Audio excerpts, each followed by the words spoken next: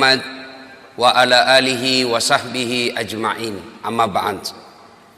Faqad qala Allah subhanahu wa ta'ala fi kitabil karim wa huwa asdaul qailin. A'udzu billahi minasyaitonir rajim. Bismillahirrahmanirrahim. Ya ayyuhalladzina amanu dukhulu fis-silmi kaffatan wa la tattabi'u khutuwatis syaitan innahu lakum adu mubin.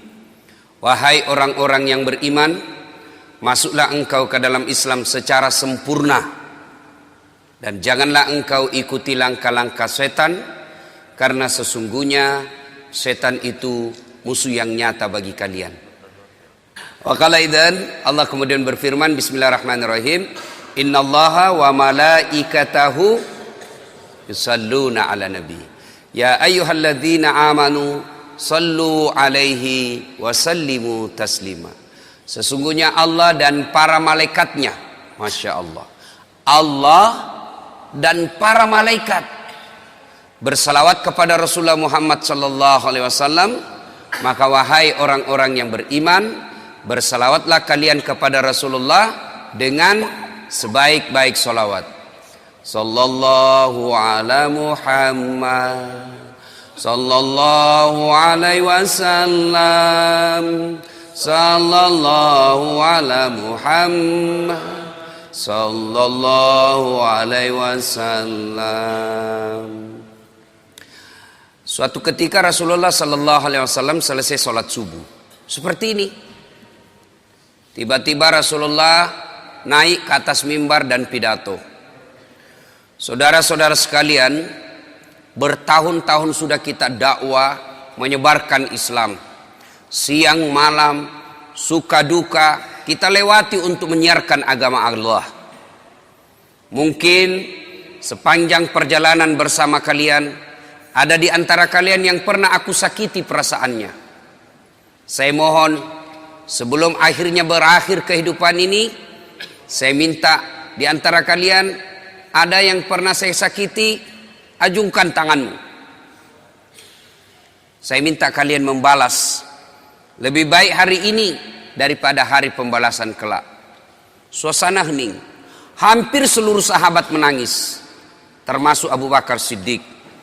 Dalam keheningan itu, salah seorang sahabat bernama Uqasyah, dia angkat tangannya. Ya Rasulullah, saya pernah Anda sakiti. Kata Nabi, kapan? Saat itu perang. Anda naik onta, saya di samping Anda. Anda cambuk ontanya, saya kena. Hari ini saya ingin melakukan pembalasan. Sahabat semua jengkel. Wah, ini Nabi lagi sakit masih mau juga melakukan pembalasan. Maka berdirilah Umar bin Khattab. Uqasyah, kalau kau ingin melakukan kisah pembalasan, saya yang kau cambuk. Jangan kau sakiti Rasulullah. Kata Nabi, Umar, saya paham niat baikmu. Tapi dosa, nafsi-nafsi tidak boleh ditanggung. Duduk kau Umar. Duduk Umar. Maju Uqasyah, ditahan lagi oleh Abu Bakar. Wahai saudaraku, jika tanganmu ingin betul nyambuk, diriku kau cambuk, jangan baginda Rasulullah Muhammad sallallahu alaihi wasallam. Nabi bersabda, Abu Bakar, saya paham niat baikmu, tapi dosa tidak boleh diwakilkan. Duduk kau, duduk Abu Bakar. Maju, makin maju Uqasyah dengan cambuknya. Lalu berdiri cucu beliau Hasan Husain. Wahai Uqasyah, jika tanganmu ingin mencambuk keturunan Rasulullah, jika engkau ingin mencambuk darah daging Rasulullah, maka cambuklah kami cucunya. Sama kau mencambuk dan menyakiti Rasulullah. Tolong, jangan kakek kami kau sakiti. Nabi meneteskan air mata dan berkata, cucuku, dosa tidak boleh diwakilkan untuk. Duduk engkau, duduklah. Hasan Husain semakin mendekat Uqasyah. Dia angkat cambuknya. Begitu dekat, dia buang cambuknya, lalu dia peluk Nabi. Sahabat semua heran, apa maksudmu? Tadi kau mau mencambuk Nabi, sekarang kau peluk sambil menangis. Dengar jawaban Uqasyah. Dia lalu berkata, ya Rasulullah, maafkan saya. Saya tahu sebentar lagi Anda meninggalkan kami. Ingin rasanya tubuhku yang hina ini memeluk badan Rasulullah sebelum kita berpisah. Kalaupun kelak nanti kita berpisah, di akhirat tentu kita berbeda tempat. Ya Rasulullah, rindu rasanya kulit saya ini menyentuh Rasulullah. Lalu Rasulullah bersabda, saudara-saudara sekalian, jika engkau ingin melihat sahabatku di akhirat kelak, lihatlah ini, karena cintanya kepada Rasulullah Muhammad sallallahu alaihi wasallam. Tepat hari Senin 12 Rabiul Awal tahun ke-11 Hijriah, bersamaan dengan hari lahirnya Rasulullah, hari Senin tanggal 12 Rabiul Awal tahun ke-11 Hijriah, Allah perintahkan kepada malaikat Jibril, Jibril, kau turun jemput kekasihku Muhammad, cabut nyawanya. Dengan catatan, tanya dulu. Jika dia sudah mau, lakukan tugasmu. Tapi jika belum mau, tunda tugasmu sampai dia mau. Panggil 3 malaikat menyertaimu. Mikail, Israel, Israfil. Turunlah malaikat. Di langit ke-7 mereka masih berempat. Langit ke-6 mereka masih berempat. Sampai di langit pertama malaikat Jibril berkata, wahai malaikat pencabut nyawa, kau sajalah yang turun ke dunia. Saya tidak tega menemanimu dan melihat engkau mencabut rohnya Muhammad sallallahu alaihi wasallam. Lalu malaikat pencabut nyawa berkata, Jibril, kenapa kau tidak turun menyertai kami? Bukankah selama ini engkau yang menyertai Rasulullah? Bukankah selama ini engkau yang menemui Rasulullah? Kami tidak pernah menemui Rasulullah. Turunlah bersama kami. Jibril berkata, maafkan saya tidak betul-betul tidak mampu melihat engkau mencabut rohnya Rasulullah. Turunlah 4 malaikat ini. Lalu malaikat mengetuk pintu Rasulullah, ketuk rumah Rasulullah. Assalamualaikum warahmatullahi wabarakatuh ya Rasulullah.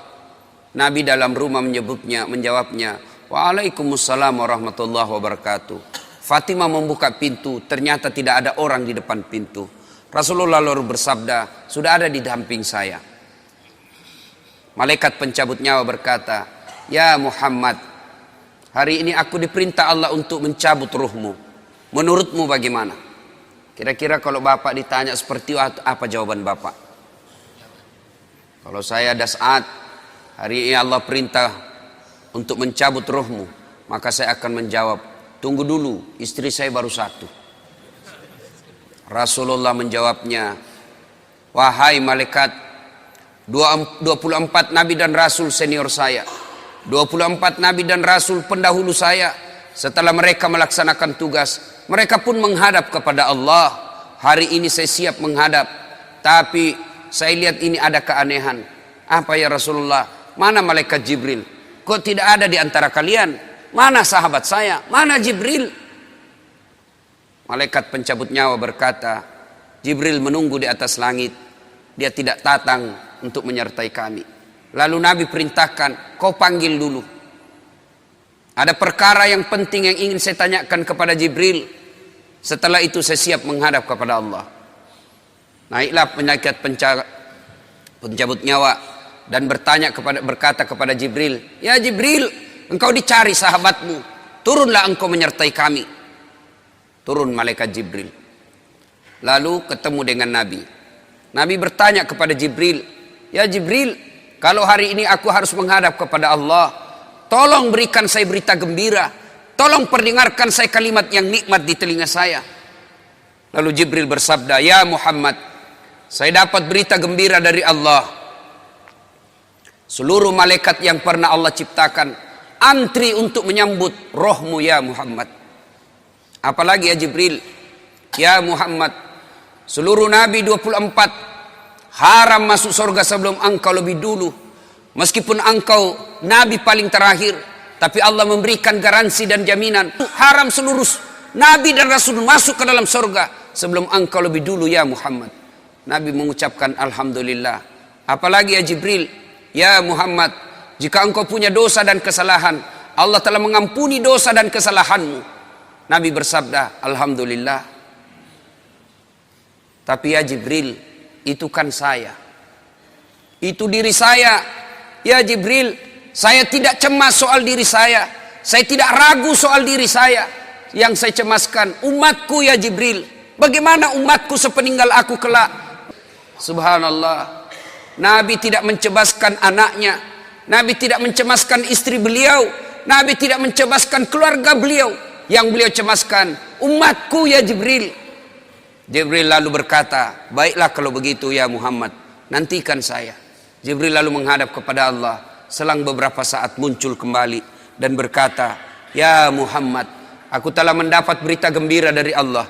Meskipun engkau sudah tidak di tengah-tengah mereka, meskipun engkau sudah tidak berada di tengah umatmu, selama umatmu berpegang kepada Quran dan Sunnah, mereka akan selamat dunia sampai di akhirat. Mendengar ini Rasulullah lalu tersenyum dan berkata, alhamdulillah, segala puji bagi Allah. Malaikat pencabut nyawa, silahkan laksanakan tugasmu. Jibril mundur, majulah malaikat pencabut nyawa melaksanakan tugas dan berkata, kalau bahasa kita, ya Muhammad, maafkan saya, saya tidak mampu melakukan ini, tapi ini perintah dari Allah. Lalu Nabi bersabda, laksanakan tugasmu, saya pun siap melakukannya. Undur malaikat Jibril, majulah malaikat pencabut nyawa melaksanakan tugasnya. Keluar rohnya Rasulullah, perlahan-perlahan meninggalkan telapak kaki Rasulullah. Telapak kaki Rasulullah menggigil naik ke atas betis Rasulullah, naik ke paha Rasulullah, sampai ke perut. Bercucuran keringat Rasulullah, keluar keringat Rasulullah di wajah Rasulullah. Malaikat Jibril lalu berpaling. Nabi lalu bersabda, wahai malaikat Jibril, kenapa engkau palingkan mukamu? Apakah engkau jijik melihatku? Apakah kau jijik melihat wajah saya? Jibril bersabda, ya Muhammad, ketahuilah demi Allah yang menguasai segala-galanya, tidak aku jijik melihat mukamu ya Muhammad. Aku tidak tega melihat engkau menghadapi sakaratil maut. Aku tidak mampu melihat engkau menghadapi sakaratil maut. Nabi lalu bersabda, ya Jibril, ketahuilah, andai saja Allah tidak cinta kepadaku, andai saja Allah tidak sayang kepadaku, betapa sakitnya sakaratil maut ini. Tapi aku mohon kepada Allah, ya Allah, jangan engkau timpahkan sakitnya sakaratil maut ini kepada umatku.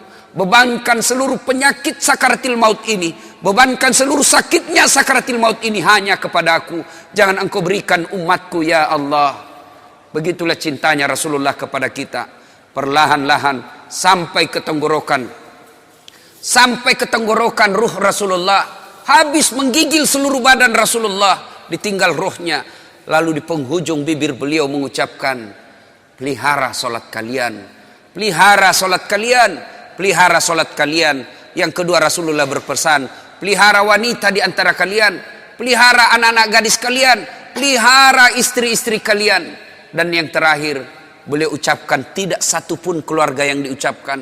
Beliau tidak mengucapkan Khadijah, Khadijah. Beliau tidak mengucapkan Aisyah. Beliau tidak mengucapkan Hasan, Husain. Siapa yang diucapkan? Ummati, ummati, ummati. Berangkat Rasulullah. Hebohlah Mekah. Berduka seluruh Mekah. Abu Bakar menggigil. Sahabat yang lain meneteskan air mata. Satu sahabat yang tidak mau menerima kenyataan, Umar bin Khattab. Ketika disampaikan orang-orang, Rasulullah telah meninggalkan kita, Rasulullah telah menghadap kepada Allah, heboh satu Mekah. Umar bin Khattab marah. Dia cambuk, dia tarik pedangnya dan berkata, siapa yang mengatakan Muhammad wafat, maka aku tebas batang lehernya. Umar tidak bisa, Umar tidak mampu menerima kenyataan Rasulullah berpisah dengannya. Dan Umar mengamuk, siapa yang mengatakan Muhammad mati, saya tebas batang lehermu. Tampil Abu Bakar Siddiq berdiri di depan rumah Rasulullah dan bersabda dan berkata, siapa yang menyembah Muhammad, sesungguhnya Muhammad telah menghadap kepada Tuhannya. Tapi siapa yang menyembah Allah, Allah tidak akan mati, Allah akan abadi selama-lamanya. Mendengar ini lunglai seluruh badan Umar, jatuh sempoyongan, tidak mampu berdiri. Begitu menyadari Rasulullah telah meninggalkannya. Begitulah para sahabat mencintai Rasulullah. Bagaimana cinta kita kepada Rasulullah? Kita lebih cinta kepada mobil daripada cinta kepada Rasulullah.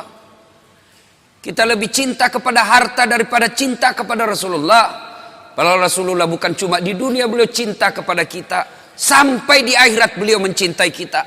Dijelaskan dalam riwayat, ketika hari kebangkitan kelak, hari kiamat telah berlalu, seluruh makhluk binasa. Allah perintahkan kepada malaikat Jibril, ya Jibril, kau bangkitkan seluruh manusia.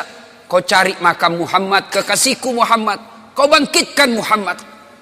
Lalu malaikat Jibril berdoa kepada Allah, ya Allah berikan saya tanda untuk menemukan makam Rasulullah. Bayangkan habis kiamat, porak-porantah dunia, berantakan dunia, lalu disuruh mencari. Jibril disuruh mencari makam Rasulullah. Dengan izin Allah, makam Rasulullah mengeluarkan asap. Lalu jasad Rasulullah bangkit. Seperti kalau Bapak lihat sirkus, naik jasad Rasulullah terangkat, ya kurang-kurang seperti ini. Naik badan Rasulullah, lalu Rasulullah badannya demi Allah diriwayatkan tidak rusak, tidak dimakan ulat, tidak dihancurkan tanah, seperti badan Rasulullah ketika hidup. Bangkit Rasulullah seolah baru bangun dari tidurnya. Dia gosok mata Rasulullah. Begitu terbuka mata Rasulullah seolah bangun dari tidur. Begitu dia buka, nampak ada Jibril di depannya. Lalu Rasulullah berkata kepada Jibril, ya Jibril, hari apa ini? Jibril menjawab, ya Muhammad, inilah hari kebangkitan seperti yang Allah janjikan kepada kalian. Kira-kira saat itu siapa yang dicari Rasulullah? Apakah beliau mencari bapaknya yang tidak pernah dilihat sama sekali? Apakah beliau mencari ibunya yang hanya 2 tahun 4 hari bersamanya? Apakah beliau mencari cucu kesayangan beliau Hasan Hussein? Tidak. Tidak satu pun keluarga beliau yang dia cari. Pada saat itu Rasulullah bersabda, ya Jibril, kalau ini hari kebangkitan, aina ummati? Mana umatku? Mana umatku Jibril? Kita yang dicarinya. Begitu cintanya Rasulullah kepada kita. Rasanya tidak ada satupun pemimpin di dunia ini yang mencintai umatnya seperti cintanya Rasulullah sallallahu alaihi wasallam kepada kita. Mari kita lihat cinta kita kepada Nabi. Salawat aja kita malas. Sallallahu ala Muhammad, sallallahu alaihi wasallam, sallallahu ala Muhammad, sallallahu alaihi wasallam. Ya Nabi, salam alaik. Ya Rasul, salam alaik. Ya Habib, salam alaik. Ibu bapak, saudara-saudara sekalian yang saya hormati, bagaimana wujud kecintaan kita kepada Rasulullah? Apabila kita cinta kepada Rasulullah, pelihara anak-anak kita. Apa hubungannya Ustaz? Cinta kepada Rasul dengan cinta kepada anak? Tidakkah kalau kita cinta kepada Rasulullah, ajaran-ajaran Rasulullah, petua-petua Rasulullah, pesan-pesan Rasulullah, titah-titah Rasulullah harus kita pelihara dan kita amalkan selama-lamanya. Bagaimana pesan-pesan Rasulullah, bagaimana perintah-perintah Rasulullah akan abadi dan selama-selamanya apabila kita tidak pelihara generasi muda. Bapak-bapak yang sudah usia-usia lanjut, ini usia-usia yang insya Allah akan selamat. Tapi bagaimana Islam ke depan? Bagaimana Islam 10 tahun yang akan datang, 20 tahun yang akan datang, 30 tahun yang akan datang, berada di anak-anak kita semua. Maknanya, kalau anak kita tidak pelihara dengan baik, maka lambat laun Islam akan pudar di dunia. Belajar dari Spanyol. Dulu Spanyol berjaya Islam di sana. Kerajaan Islam berjaya di Spanyol. Tapi apa yang terjadi sekarang? Hilang Islam di sana. Indonesia sekarang ini bisa dikata 80% Muslim, 80% kita orang Islam di Indonesia, tapi tidak ada jaminan Islam akan abadi di Indonesia. Memang Al-Quran telah menjamin dunia ini tidak akan hilang Islam, di dunia ini tidak akan Islam, tidak ada punah Islam di dunia ini, tapi tidak ada jaminan dalam Quran dan hadis tidak akan punah Islam di Indonesia. Bila kita tidak memelihara anak-anak kita, kita tidak wariskan Islam kepada anak kita, maka bisa jadi Islam akan menjadi kenangan di bumi Republik Indonesia ini. Coba lihat sekarang anak-anak kita, Pak. Siapa yang dijadikan idola? Lee Min Ho. Siapa yang dijadikan idola? Artis-artis yang tidak jelas agamanya. Coba lihat acara Ciri TV kalau ada artis yang menyanyi. Lihat anak-anak usia SMP SMA kita, rasanya mau kesurupan lihat artis. Mungkin kasar kalau saya katakan, kalau dia lihat artis cewek-cewek bilang cium saya, peluk saya, tiduri saya. Yang diidolakan, ya coba, yang datang pengajian ini orang-orang tua kan, usia-usia sakaratil maut. Mana anak-anak kita, Pak? Jangan sampai kita sudah asik pengajian, anak kita tinggalkan di rumah. Sertakan anak-anak kita dalam tablik. Kenapa ketika ulang tahun kita mampu bawa anak kita ke Jakarta, kita mampu bawa ke mall, kita bawa mampu. Tapi ketika taklim seperti ini, kita tidak mampu membawa anak-anak kita. Nah, coba kita lihat nih fakta. Suatu ketika saya senang, Pak, bagi-bagi medsos saya ke anak-anak remaja. Supaya apa? Mereka ada tempat berdiskusi agama. Suatu ketika ada anak-anak curhat ke saya, usia 15 tahun. Ustadz, pacar saya hamil. 15 tahun, kelas 3 SMP. Saya bilang, pertemukan saya bapakmu. Kalau tidak bisa ketemu, kasih saya nomor teleponnya. Saya telepon. Saya sampaikan ke bapak orang tuanya, nikahkan. Jangan lagi ada pikiran kau gugurkan itu kandungannya anaknya, pacarnya. Saya cerita-cerita, lalu saya tanya, sudah berapa perempuan kau kasih begitu? Apa dia jawab? Sudah 5 Ustadz, tapi baru 1 ini yang hamil. Kelas 3 SMP. Saya tanya, bagaimana caranya? Tidak mungkin kau bisa masuk hotel. Kamu kan kelihatan muka anak-anak. Apa jawabannya? Memang tidak di hotel Ustadz. Terus di mana? Di rumahnya itu perempuan Ustadz. Makin bingung saya. Gimana ceritanya kok bisa masuk di rumah perempuan? Apa jawabannya? Saya tahu jam-jam berapa tidak ada orang tuanya di rumahnya. Rutinitas orang tuanya saya sudah hafal. Pada saat itu saya datang ke rumahnya. Auzubillah min dzalik. Hati-hati, Pak. Kita terlalu sibuk. Tidak punya waktu untuk anak. Padahal kita cari nafkah supaya apa? Anak. Heran kan? Orang tua cari nafkah supaya anaknya baik-baik hidupnya. Tapi sayang 1000 sayang. Anaknya hanya diisi perutnya. Tidak diisi imannya. Kita terlalu bingung apa yang dimakan anak kita. Padahal demi Allah. Ada enggak di rumah ini mati kelaparan anaknya? Tolong tunjukkan saya, Pak. Ada di rumah sini yang mati kelaparan anaknya? Ada? Ada, Pak. Bohong Bapak kalau katakan ada. Tapi yang mati gara-gara narkoba bisa jadi ada. Mati gara-gara ngelem. Lem pox dia campur lem tikus. Jangan kau campur lem Korea, ndak bisa terbuka mulutmu itu. Ayo. Mati gara-gara balapan. Mati gara-gara narkoba. Itu banyak, Pak, yang begitu. Maknanya jangan cemas soal perutnya anak. Yang kita cemaskan agamanya. Perut apa? Terlalu bingung. Cicak aja dijamin rezekinya oleh Allah. Cicak. Bapak tahu cicak? Tahu cicak? Apa dia makan cicak? Hah? Nyamuk. Masuk akal enggak? Di mana ketemunya? Enggak punya ke terminal. Satu di dinding, satu terbang. Di mana ketemunya? Kalau kita pesawat bisa ketemu, di mana kita ketemu di terminal? Ini nyamuk enggak punya terminal. Di mana ketemunya?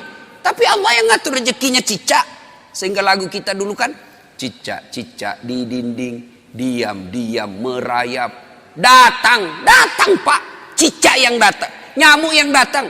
Datang seekor nyamuk. Lagu tidak mengatakan cicak lompat ke nyamuk. Wah, enggak, setengah mati cicak, kasihan.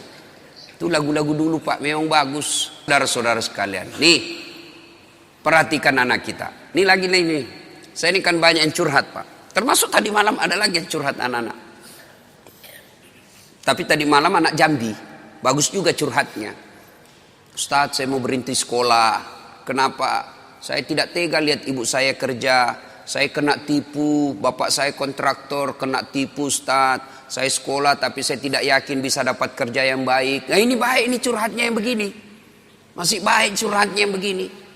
Tapi yang curhat lagi, apa yang curhat? Bilang gini, Ustaz, saya lagi di hotel Pak. Saya biasa kalau pergi ceramah, saya rahasiakan hotel kamar. Kenapa? Untuk istirahat. Ini tiba-tiba resepsionisnya diberitahu nomor kamar saya. Datanglah ini anak muda, usia 21 tahun. Dia ketuk pintu kamar. Assalamualaikum. Waalaikumsalam warahmatullahi wabarakatuh. Anak muda. Kenapa dek? Boleh curhat Ustaz? Oh boleh, tunggu kalau gitu kita ketemu di lobi. Ceritalah saya di lobi. Apa dia cakap? Ustaz, kira-kira diampuni tidak dosa saya? Apa dosamu dek? Saya pukul orang tuaku. Siapa? Bapakku saya pukul Ustaz. Wah, besar dosamu itu. Kenapa bisa? Pemabuk bapak saya Ustaz. Mabuk aja kerjanya siang malam. Dia pukul mama saya. Saya jengkel, saya pukul juga. Dalam hatiku benar juga ini sedikit. Lalu ya cerita-cerita, nanti saya kaget waktu saya gali-gali masa lalunya. Dia bilang apa? Ustaz, saya waktu kelas 3 SMP, kelas 1 kalau saya tidak salah, dia bilang kelas 1 SMP. Waktu kelas 1 SMP saya berhubungan suami istri dengan sepupu sekali saya. Kelas 1 SMP kelas berapa ya? Kelas 1 SMP umur berapa itu Pak? 12 tahun kan? 12 tahun. Usia 12 tahun dia sudah berhubungan suami istri, berzina dengan sepupu satu kalinya, anak saudara bapaknya. Saya bilang, kau pacaran? Tidak, suka sama suka saja Ustaz. Berapa lama kau begitu? Apa jawabannya? Sampai kelas 1 SMA. Fakta. Ini bukan sinetron. Kalau sinetron kan biasa dibuat-buat. Kisah nyata. Apalagi yang membuat miris hati saya ketika dia bilang apa? Ustaz, selesai itu karena dia menikah, saya begitu lagi dengan pamanku. Saudaranya mamanya, laki-laki. Berarti ini anak biseks. Laki oke, perempuan jadi. Selesai dengan pamannya, dia begitu lagi dengan kakaknya yang pertama kali ditiduri. Sepupu sekalinya. Auzubillah min dzalik. Ini fakta. Hati-hati Pak. Apa yang rusak anak-anak kita sekarang? Ada yang tahu jawabannya? Kira-kira apa yang rusak anak kita sekarang? Nih, handphone. Smartphone. SMP, SD dikasih handphone begini, rusak anak bapak. Metode mendidik orang tua sekarang mulai hilang jauh dari nafas Islam.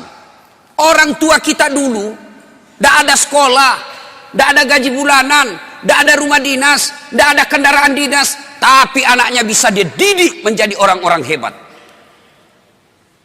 Coba lihat orang-orang tua dulu, cara mendidik anaknya. Coba lihat, saya ingat, saya kecil, satu tempat tidur 4 kami di atas, sampai SMA. Satu tempat tidur. Tujuannya apa? Ternyata apa?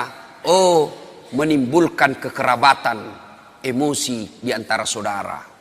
Apalagi ada yang menjadi spionasenya orang tua, ada jadi mata-matanya orang tua. Mak, pacaran kakakku. Kenapa kau tahu? Saya dapat suratnya di kamar. Kenapa? Ada yang jadi mata-mata.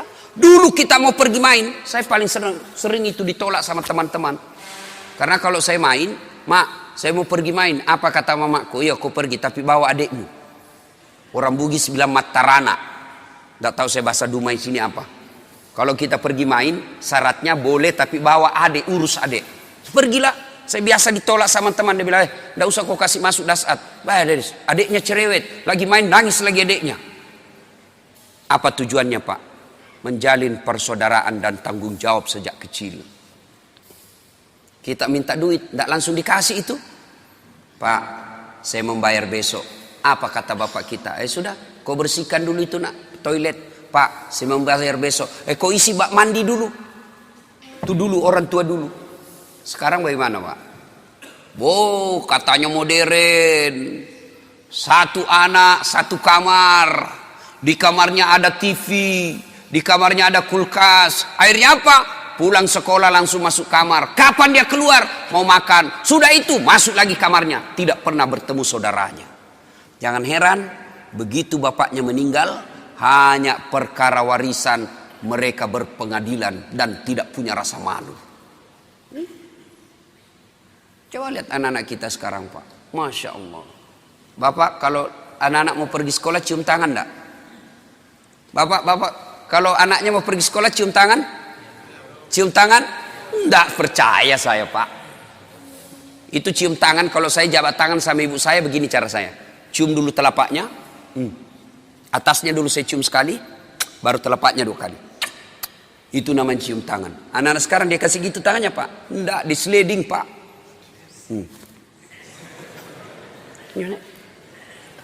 Begini saja caranya. Di kepalanya di sini. Sekali tangannya cowoknya tabek Kak. Beleng-beleng. Hormat betul sama cowoknya, sama mamanya kurang ajar. Kalau mamanya yang telepon, nah jemput dulu ibu, bapakmu ndak bisa jemput, bapak masih sibuk di kantor. Apa jawabannya anak laki-laki? Capek mak, baru pulang kuliah. Memang enak kuliah mak, mama ndak pernah rasakan kuliah sih. Capek, saya ndak bisa. Giliran ceweknya yang nelpon, Kak, jemput dong. Tunggu dek, 10 menit saya datang. Inilah anak-anak kita. Coba, siapa yang salah? Apa sepenuhnya salah anak? Tidak, 90% salah orang tua. Bapak mau tahu enggak masa depannya dikubur nanti? Mau tahu masa depan dikubur? Lihat anak-anak kita sekarang Pak. Kalau sudah dekat subuh, bunyi gerendel pintu. Siapa itu? Ternyata anak kita pergi ke masjid. Masya Allah, bapak sudah kaya itu. Jam 5:30 anak-anak sudah pada pulang, buru-buru mandi. Kenapa? Mau datang berjamaah ke masjid. Bapak sudah kaya meskipun bukan anggota DPR. Berapa banyak orang tua saya lihat, pejabat publik, kepala dinas, pejabat berteras, dicium tangannya sama pegawainya di kantor, dimuliakan. Mau naik mobil dibukakan pintu mobilnya, tapi sampai di rumahnya dilempar sama anaknya yang masih SMP. Orang tua paling miskin itu. Suatu ketika Nabi menuju ke satu tempat. Dalam perjalanan menuju ke tempat tersebut, Nabi melewati pemakaman. Nabi melewati pemakaman, lalu Nabi bersabda, saudara-saudara sekalian, langkahkan kakimu dengan cepat. Sahabat melangkahkan kaki dengan cepat. Sampai di tujuan. Balik lagi Nabi, melewati rute yang sama. Sahabat ketika lewat di pemakaman, langkahkan kakinya dengan cepat. Nabi bersabda, tidak usah cepat-cepat, tidak usah buru-buru, tenang saja. Sahabat bertanya, ya Rasulullah, tadi waktu pergi kami disuruh buru-buru, kan pulang tidak lagi. Ada apa ya Rasul? Nabi menjelaskan, begini, andai saja kau diberi telinga seperti pendengaranku, kau akan tahu betapa disiksanya tadi ini orang dikubur. Waktu pergi disiksa, saya tidak tahan, tidak betah, tidak tega mendengar dia diazab, maka saya buru-buru supaya saya tidak dengar lagi dia disiksa. Tidak tahan saya dengar dia disiksa. Balik, tidak lagi. Kenapa ya Rasul? Saya mendapat berita dari Jibril. Allah perintahkan kepada malaikat penyiksa di kubur, wahai malaikat, siksaanmu, hentikan siksaanmu. Tidak mungkin kusiksa itu orang tua di kubur, sementara anaknya di dunia lagi belajar mengaji membaca. Bismillahirrahmanirrahim. Baru bismillah, dengan nama Allah pengasih penyayang, baru itu dia baca, Allah perintahkan hentikan siksaanmu. Maka bapak-bapak, kekayaan kita sesungguhnya yang bisa membantu kita dikubur bukan rumah, bukan mobil, bukan tabungan, bukan kebun sawit, tapi yang bisa menolong bapak ketika sudah di alam kubur adalah anak. Ibu-ibu, saya tanya ibu, ibu, kalau ibu meninggal kira-kira siapa yang doakan ibu? Suami? 3 bulan dia kawin lagi. Ini fakta Pak. Saya kan selalu belajar di medsos itu. Ada kawan saya naik haji, meninggal istrinya, nangis betul. Nelpon saya nangis terus, sampai bengkak matanya. Saya bilang, hebat betul ini bapak, sayang betul sama istrinya. Dan apa dia kata? Ustadz, sepeninggal istri saya rasanya terbang separuh jiwaku. Kayak lagu. Beberapa saat kemudian saya jogging di Karebosi, ketemu saya masa itu bapak. Saya lihat, ada cewek ditemani, lebih muda, cantik, putih, tidak pakai jilbab. Saya tanya, Pak Haji, siapa itu? Dia bilang, yang baru Ustadz, Dalam hati gua dia lupa bengkak matanya. Lalu siapa yang bisa mendoakan dan akan mengingat kita? Nggak usah contoh lah. Orang lain, saya nih Pak. Doakan saudara, jarang Pak. Nanti dia minta, dia doakan saya. Baiklah, itu kalau saya ingat. Tapi yang selalu saya doakan di sujud akhir setiap sholat saya, ibu bapak saya. Jadi yang bisa menyelamatkan, nolong kita ketika dikubur, anak. Jadi kalau ibu terlalu sibuk, anaknya kursus aritmatika, kursus sampoa, kursus bahasa Jepang, tidak diajari agama, miskinlah ibu nanti di akhirat. Memang kalau anak kita nanti kan ini orang tua terlalu bangga ngajari anaknya bahasa Inggris. Hebat anak saya Ustaz, baru 1 tahun sudah pintar bahasa Inggris. Yang kelas 2 pintar bahasa Jepang. Yang kelas 1-nya lagi nih SMP, dia sudah pandai bahasa Korea. Memangnya nanti kalau dia berdoa pakai bahasa Korea? Oh my God. Please help me my mother. Enggak lah, tetap pakai bahasa Indonesia. Maka ibu bapak saudara-saudara sekalian. Nah, bagaimana cara didik anak? Bapak boleh baca psikologi pendidikan. Silahkan baca riset-riset majalah, silahkan. Tapi sesat dan menyesatkan ketika bapak meninggalkan Quran dalam mendidik anak. Dalam Al-Quran ada seorang manusia yang diabadikan namanya. Nah, siapa?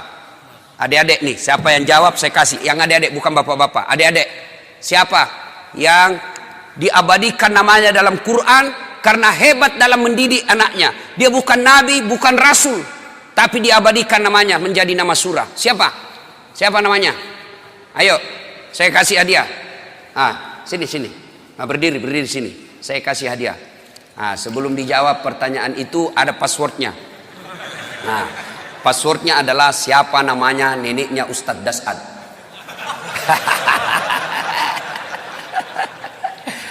Dek ya, lain kali jawab saja sembarang, belum tentu mereka juga tahu ini nenek saya. Itu namanya kritis. Ya, ayo siapa namanya orang tua yang hebat mendidik anaknya lalu diabadikan menjadi nama surah? Siapa namanya, Dek?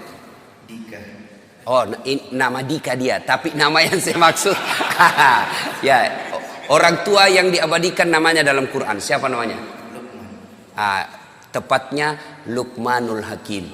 Sudah ada benarnya, ada apa dia? Oke. Salam tangan dulu, Bos. Ya. Beda itu rasanya uang Ustadz dengan uang Kapolres. Bapak saudara-saudara sekalian, namanya Luqmanul Hakim. Diabadikan menjadi nama surah karena hebat dalam mendidik anaknya.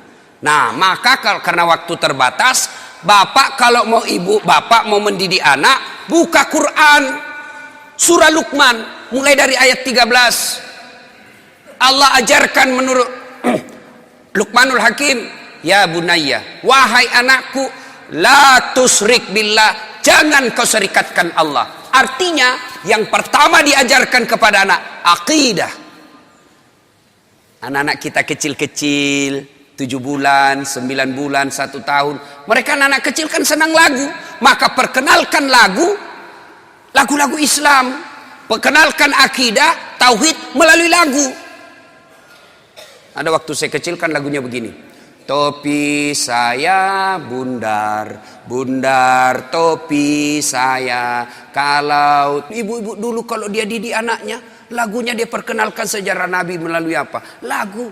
Pada zaman dahulu kala, pada zaman jahiliyah. Saya tanya ibu kue lagi nyanyi, kenapa zaman jahiliyah mak? Dia jawab, lahirlah seorang rasul yang terakhir dan mulia. Saya tanya, siapa nama nabi terakhir mak? Dia jawab lagi, Nabi Muhammad namanya. Siapa nama ibunya mak? Siti Aminah ibunya. Bapaknya siapa? Abdullah nama ayahnya. Di mana tinggal? Di Dumai atau Pekanbaru? Madinah tempat tinggalnya. Terus selanjutnya mak, dia lanjut lagi lagunya. Setelah dewasa diangkat menjadi rasul. Siapa yang angkat? Ketua RT atau Pak Desa? oleh Allah yang kuasa. Allah itu siapa, Mak? Pencipta alam semesta. Akidah masuk. Itu lagu dulu. Kalau datang suaminya, dia hibur. Marah suaminya, dia nyanyi juga. Ibu-ibu dulu nyanyi tapi sopan lagunya. Marah-marah suaminya, pak, nyanyilah dia.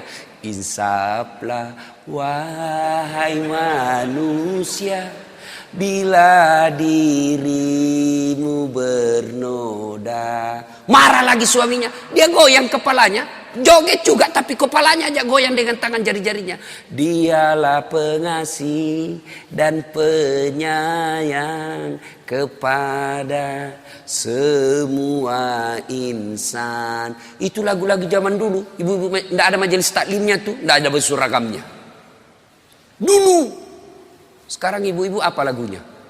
Yo ayo, yo ayo, yo ayo. Ayo apa? Ayo poligami.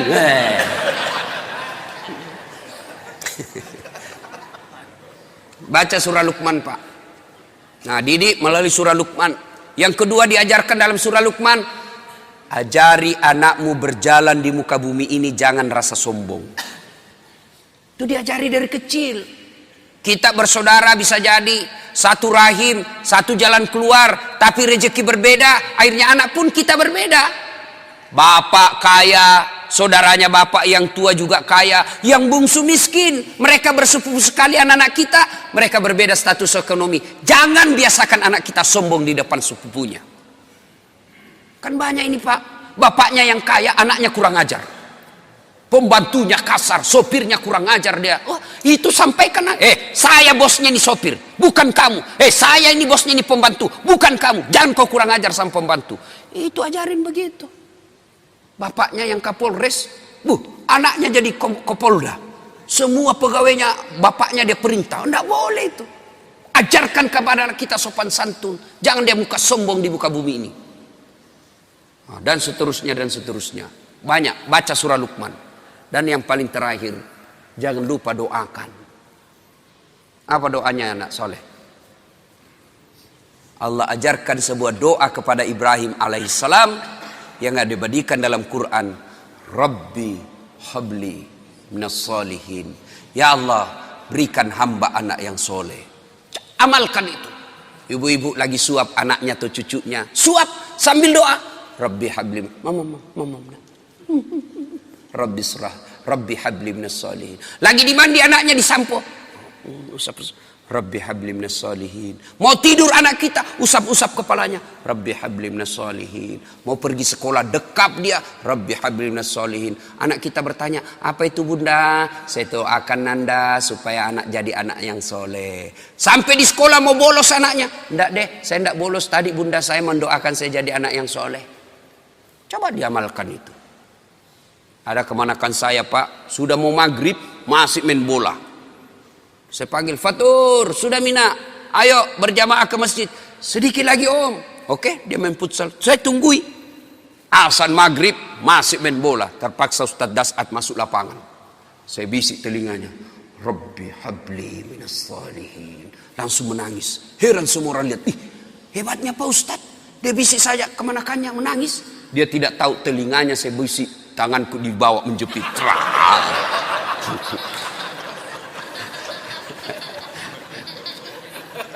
Artinya, kalau anak salah kasih hukuman.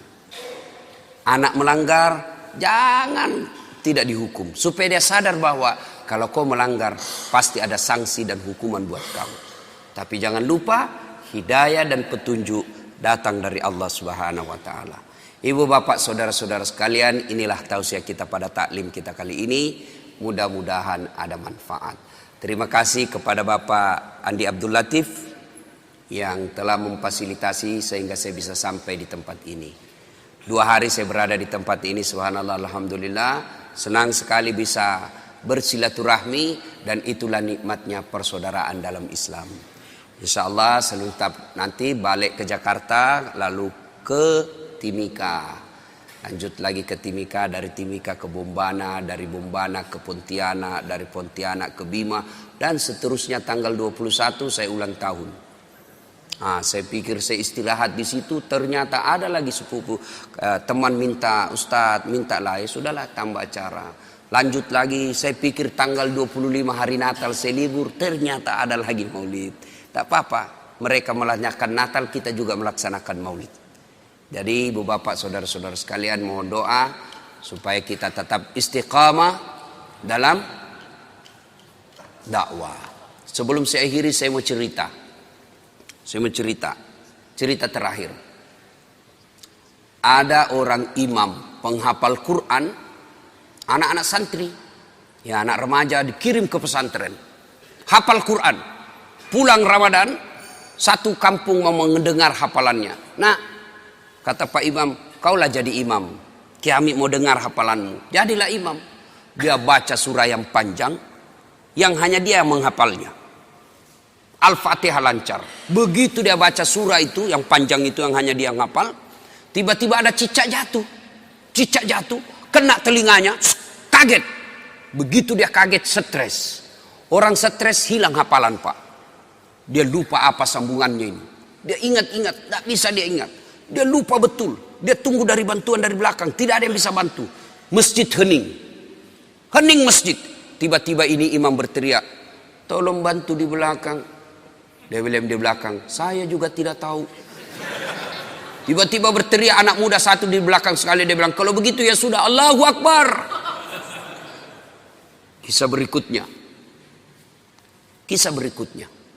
Ini fakta, saya ngalami. Waktu saya masih kecil, berjamaah asar. Ketika sujud, lama sekali imam sujud.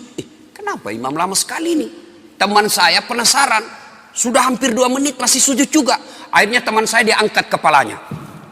Langsung teriak, wih, hilang imam. Wah, ternyata imam keluar dari samping. Kacau masjid. Bubar. Selesai saya tanya Pak Imam, kenapa tinggalkan masjid? Jamaah, dia bilang, saya kentut nak. Sebelum Pak Imam, lain kali kalau kentut kasih bangkit jamaah, angkat kepala supaya kami lihat. Dia bilang apa? Saya sengaja nak, saya malu kau lihat. Saya sengaja tidak bangkitkan kau, saya malu saya kau lihat. Kacau masjid. Apalagi saya berjamaah waktu itu KKN. Saya belum jadi ustad. Ada kawan saya pakai gamis, pakai songkok. Saya cuma pakai baju biasa. Saya pikir, oh ini pasti anak pesantren. Jadi imam baca Al-Fatihah lancar. Begitu dia baca Al-Kafirun, saya sudah mulai bilang, berani betul ini dia baca Al-Kafirun.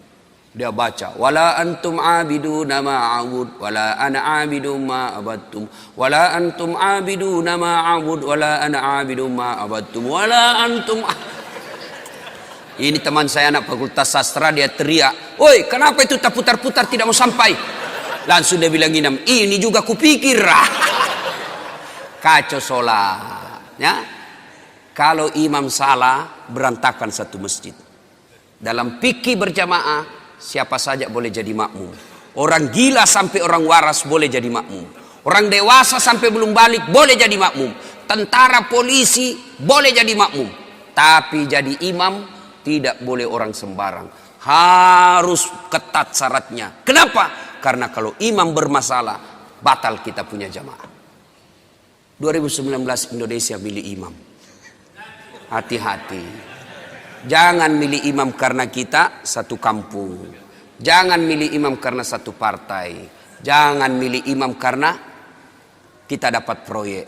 Tapi pilihlah imam yang betul-betul mampu menyelamatkan negara Republik Indonesia dan melindungi umat Islam di tanah air kita. Demikian, semoga ada manfaat.